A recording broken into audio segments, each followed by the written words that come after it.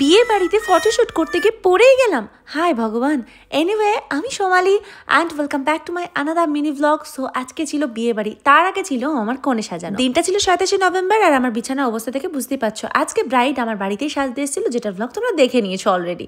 So আমিও দেখো একদম ব্ল্যাক শাড়ি পরে আর আমার নতুন নেকলেসটা পরে আমি একদম রেডি হয়ে গেছি, পুরো পরীর মতো লাগছে তাই না আমাকে? না আমি বুঝে গেছি, আমি ঢং না করে কথা বলে তোমরা আমাকে ভাইরাল করবে না। আর ভাইরাল হওয়ার জন্য আমায় কি করতে হবে তোমরাই বলে দাও কমেন্টে।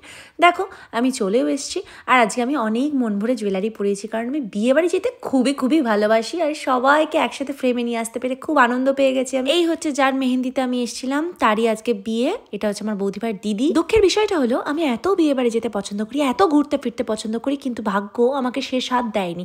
যাই হোক, সেটা আমার মা বাবা পূরণ করে দেয়। যাক, সেসব গল্পনায় পরেই একদিন বলবো। ব্রাইডকে দেখলাম প্রচন্ড ক্লান্ত, তাই বসিয়ে দুটো ছবি তুলে বরের কাছে চলে এলাম। না আমার